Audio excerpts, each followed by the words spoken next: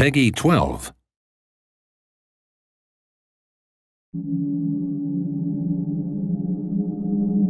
Welcome back to Active Aggression, a strategy game hailing from the golden era of RTS, an era where three factions pitted it out for resources and power.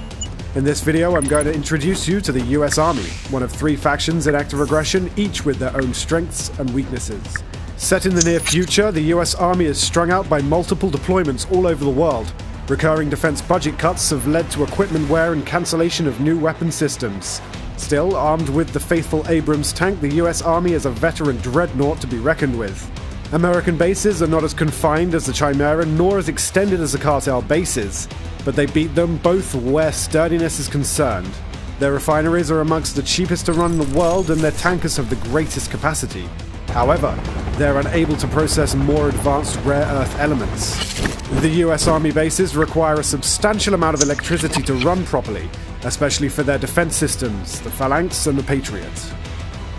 Both Phalanx and Patriot will have to be kept plugged in at all times to be operational. Should the enemy deprive them of their power source, those deadly weapon systems will be instantly neutralized, opening a deadly breach in your defenses.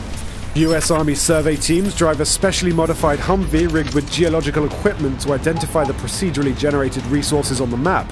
They are fast and able to quickly cover vast areas, and are armed with a heavy machine gun, which makes them capable of performing military scouting and engagement with enemy infantry. In its barracks, the US Army enjoys the largest selection of immediately available infantry units, cheap and well balanced. Riflemen, anti-tank, anti-air, and mortar teams are at your disposal.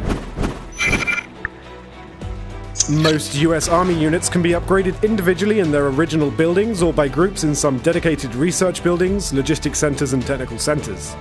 Early, you'll decide to either deploy the light vehicle bay or the hospital, unlocking the ubiquitous Humvee for scouting and access to armored transport, or if choosing the hospital, medicalized helicopters to recover and treat the wounds of wounded soldiers. US Army units are experienced in their given roles, and once upgraded are generally considered the best in their field. The reverse side of the coin is that they are mostly limited to their intended role and prove a powerful force perhaps lacking in diversity.